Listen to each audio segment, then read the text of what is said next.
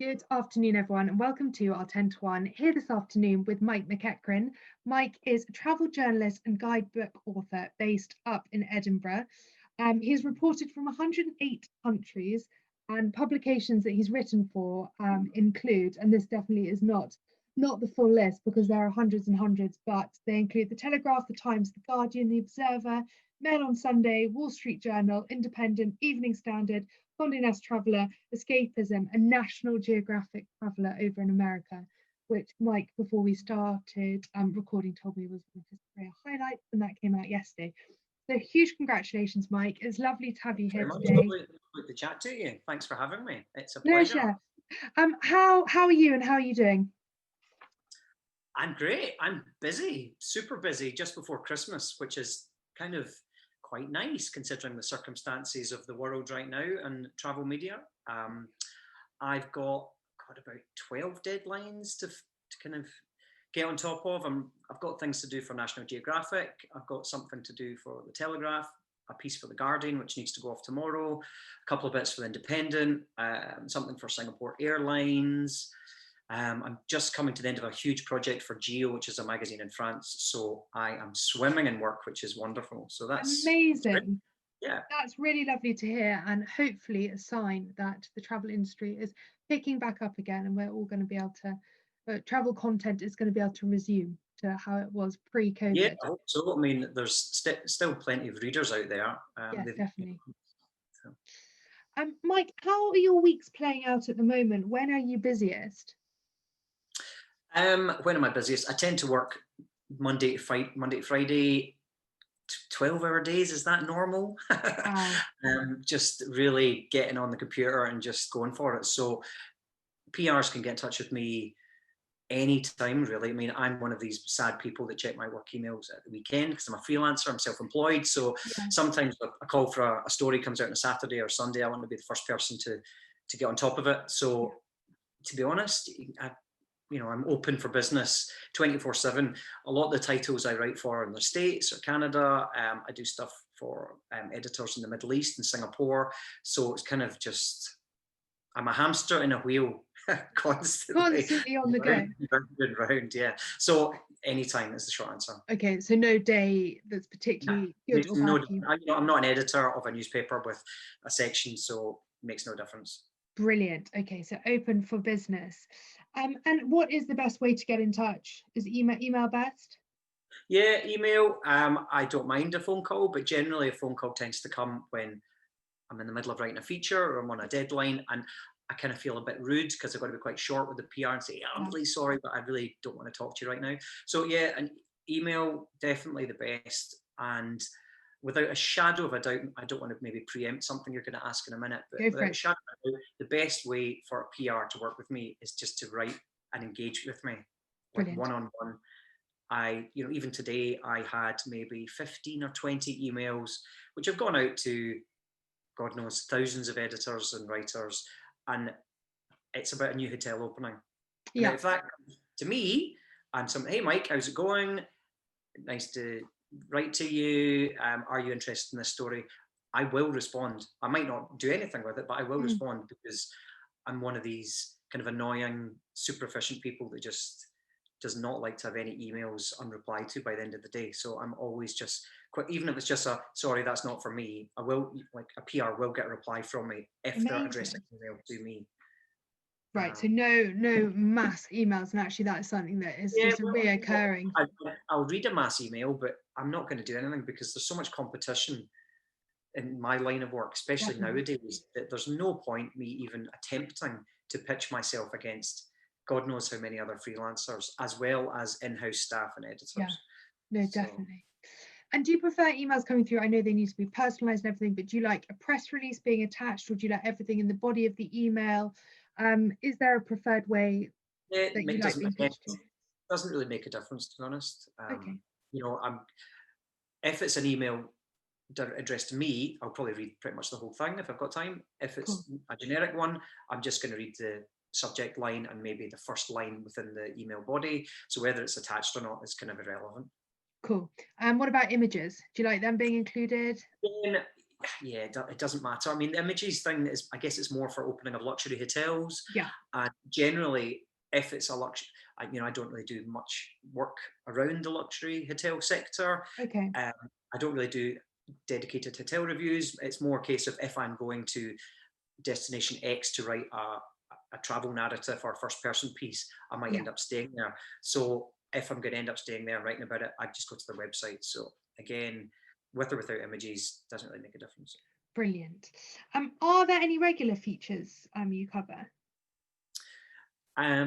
Well, I'm a columnist for BBC Travel, so I Cool. do regular things for them, but they don't accept any PR freebies. So that is it's a challenge in its own right, but Yes. that's regular. I also have a regular feature in Singapore Airlines in-flight magazine. So that is a basic kind of open house, which is great for PRs.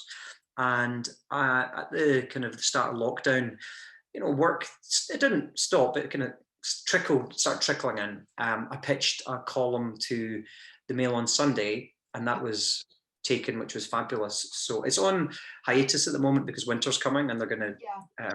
I believe they're going to reintroduce their ski column, but it will come back next summer. And that's just all about literary breaks in the UK. So Amazing. so far, I've done pieces on The Lion, the Witch and the Wardrobe in Northern Ireland and the Mourne Mountains, a piece on The Secret Garden in Yorkshire, a piece on Alice in Wonderland in Oxford, so that kind of thing.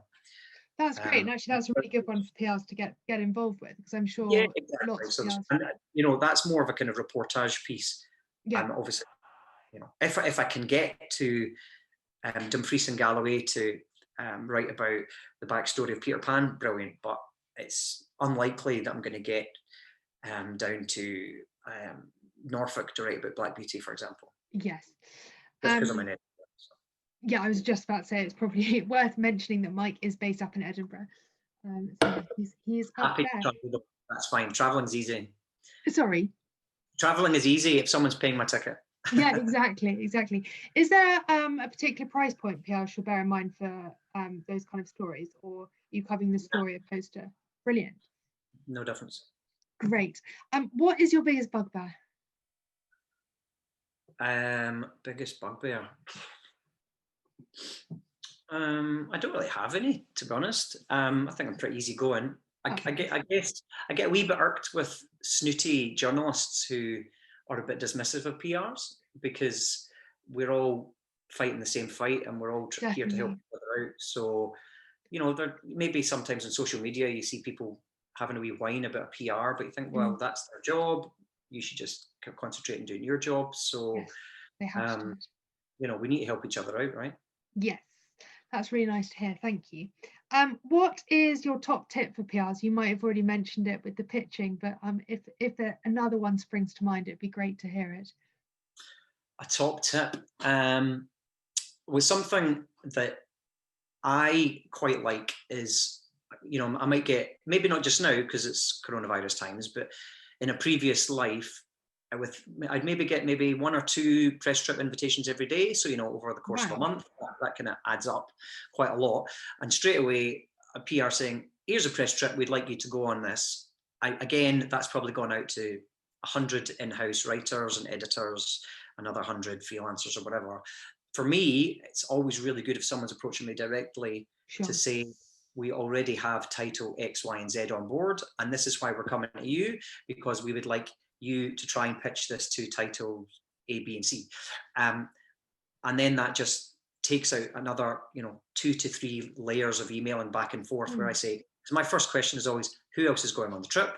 What other titles have you got covered? And which is also just as important, is what coverage has your client or hotel or whatever, or tourist board had recently? Because I have no idea, and I certainly don't really have that much time to start doing internet. The web, find out if Estonia has been covered by the Guardian, the Telegraph, the Times, the Mail on Sunday, by Condé Nast Traveller, by whoever in the past 12 months. So something like that, super helpful. But I know that's probably time consuming for a PR as well. So just being totally transparent, really, from the beginning with press. Yeah, I went on one press trip a couple of years ago, and when I got there, I was just quite surprised with the other writers that were there. I was like, oh, Okay, I wish I'd known this beforehand, because for me, going on a press trip is as much about networking with other writers Definitely. as it is getting the story. You know, I live in a bubble.